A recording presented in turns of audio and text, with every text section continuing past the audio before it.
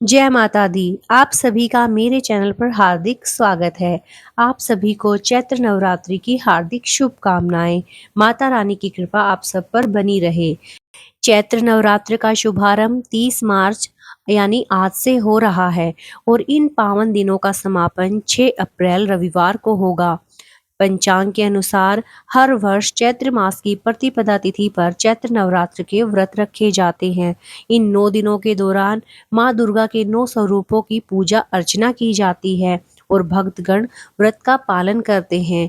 आज हम जानेंगे कि घट स्थापना क्यों की जाती है और इसका क्या महत्व होता है। नवरात्रि की शुरुआत घट स्थापना से की जाती है। शुभ मुहूर्त में कलश स्थापित किया जाता है। कलश को सुख समृद्धि ऐश्वर्य देने वाला तथा मंगलकारी माना जाता है। कलश के मुख में भगवान विष्णु, गले में रुद्र, मूल में ब्रह्मा तथा मध्य में देवी शक्ति का निवास माना जाता है।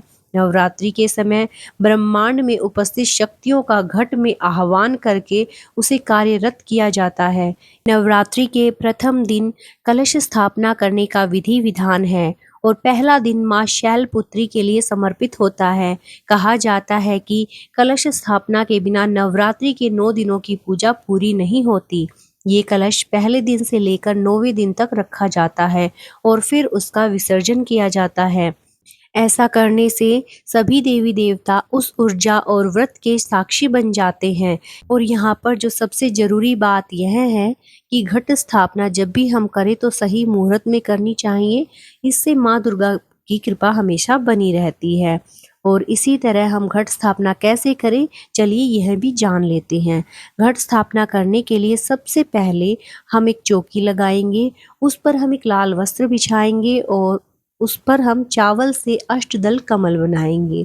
उसके ऊपर हम मिट्टी का या फिर अन्य धातु जैसे तांबा, पीतल या स्टील का कोई भी कलश ले लेंगे और कलश के ऊपर हम स्वास्तिक बनाएंगे। उसके ऊपर मोली बांधेंगे और इसके अंदर साफ पानी के अंदर कुछ गंगा जल की बूंदें मिलाएंगे।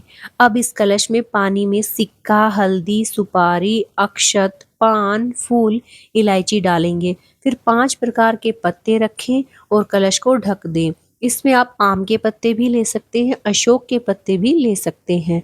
इसके बाद लाल चुनरी में नारियल लपेटकर कलश के ऊपर रख दें।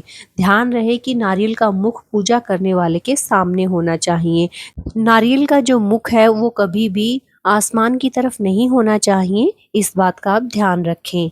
स्थापित होने के बाद हम माँ दुर्गा की पूजा अर्चना करेंगे। आप चाहें तो दुर्गा सप्तशती का पाठ भी कर सकते हैं। और यहाँ पर हम सबसे पहले गणेश जी की आरती करेंगे, उसके बाद हम माँ दुर्गा की आरती करेंगे और एक छोटा सा हवन करेंगे। हवन आप अवश्य करिए। हवन करने से पूरे घर में सकारात्मक वातावरण बना रहता है, इसलिए हमें एक छोटा सा हवन अवश्य करना चाहिए। तो कैसी लगी आपको ये वीडियो? अगर आपको ये वीडियो अच्छी लगी है, थोड़ी बहुत भी यूज़फुल लगी है, तो प्लीज़ मेरे चैनल को लाइक, सब्सक्राइब और शेयर कीजिए और ऐसे वीडियोस देखने के लिए बने रहिए मेरे साथ। जय माता दी। माँ दुर्गा की कृपा आप सब पर बनी रहे।